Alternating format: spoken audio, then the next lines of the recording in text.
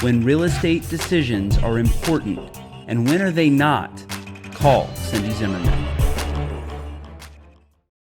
Go through any Niceville Facebook page over the last 6 months or so, and you'll notice a pretty common occurrence. It's the complaint about the storage units. Well, I decided after seeing about 50 of them that I would investigate as to why we're seeing so many storage units in the area. Here's what I found. Storage units are quickly sucking up a lot of space in the Niceville area.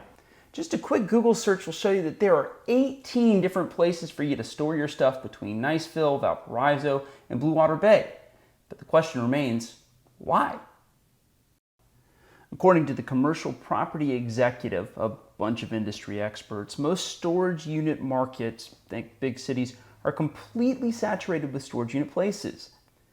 That means the people that are building storage units are looking for less profitable, but still profitable places. That means us, for them to make some money. I went to talk to economist Dr. David Getch about the explosion of storage places in the area, and he has a couple reasons for why this is happening. Number one, the military presence. We have a lot of transient people coming through here who have things they need to store. And so for a businessman, building a storage unit is probably a good investment. But that's a likely culprit. What are the other factors that made even more storage places pop up around here? Number two, the housing crunch. Has got people moving in here and they're having to live in apartments and things and store what they used to have in a house. And three, it's just a really good business model for someone who wants to make a lot of money without a lot of overhead.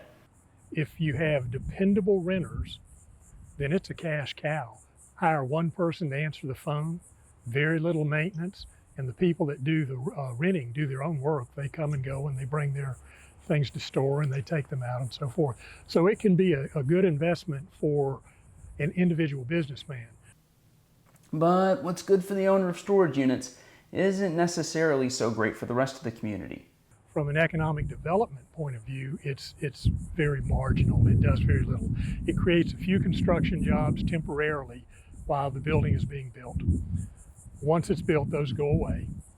And then from that point on, it's very low impact economic development because it creates no jobs, and the very few that it does create are low-level minimum wage jobs. But these storage units are already built, so as far as those go, there isn't much to be done.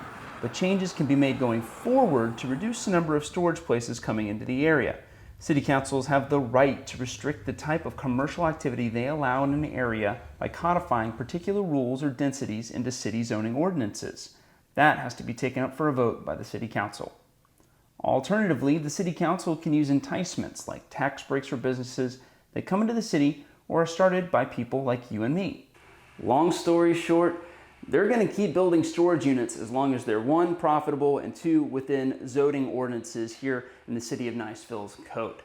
Well, Dr. Getch tells me that there isn't a market saturation at this point here in Niceville, but it could be coming soon.